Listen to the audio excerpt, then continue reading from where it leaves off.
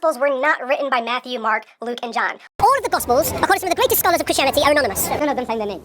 They're anonymous books. Gospels are anonymous. Nobody knows who actually wrote them. So as we can see, many people claim that the Gospels are written anonymously. But does this objection have any truth in it? Today we'll find out. So off the bat, we Christians can admit that the Gospels are pretty much internally anonymous. Seems weird, right? But does this affect the credibility of the Gospels? To understand, we must look at the historical context of the time. In this ancient era, many Greco-Roman biographies were internally anonymous, and we see this in the writings of Josephus, Plutarch, and Philo. As well as being internally anonymous, we'd see them also write in third person. So a biography at that time, being internally anonymous, wouldn't have shocked anyone. So this leads us to a question. How would ancient authors identify themselves in or outside their writings? It was common for them to identify themselves outside the main body of text, in the title, in the superscript or subscript. Or they could have used a name tag, which came out the bottom of the scroll, which they called an index. So what we can get from this is ancient Greco-Roman biographers would refer to themselves outside of the text and write in third person, which greatly aligns with the literature style of the four Gospel accounts. So surely, if the Gospels were originally sent out without a name attached to it, like the skeptics claim, it would have caused a lot of confusion, leading to early manuscripts with different names on it, or no names at all.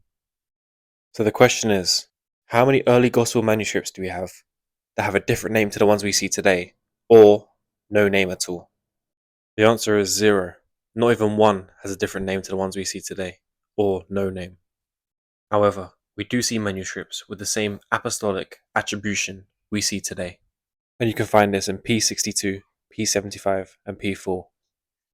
So now knowing this, let's look at another early source we have, which is the Church Fathers, and what they said on the authorship of the Gospels. Funny enough, this is one of the only things they all unanimously agreed on, which is Matthew wrote Matthew, Mark wrote Mark, Luke wrote Luke, and John wrote John. We see this clearly in the writings of Irenaeus, who lived in 180 AD, who was a disciple of Polycarp, and Polycarp was a disciple of John the Apostle. We also see this in the writings of Papias, who lived in 60 AD, the bishop of modern-day Turkey.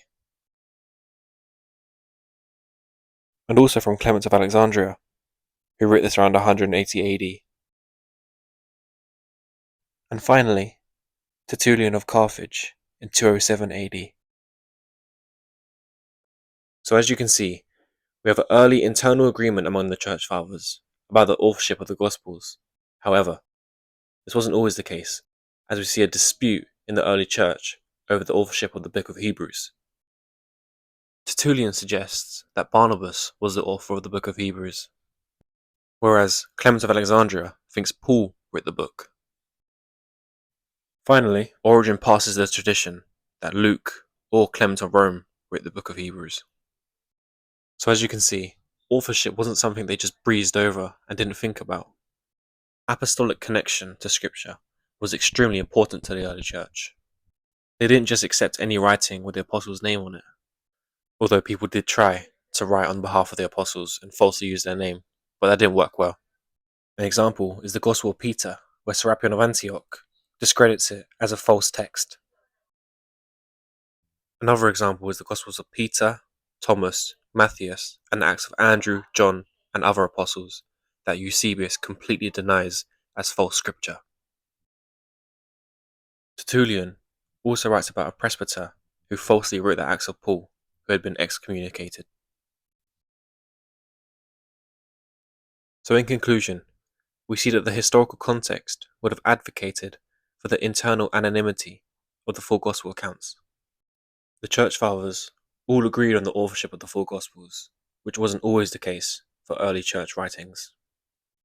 And the early church wouldn't just accept any writings written in the apostle's name, but the writing had to have clear apostolic connection. My question is, would you rather believe people 2,000 years ago, closest to the source, with apostolic connections, or modern day skeptics? Thank you.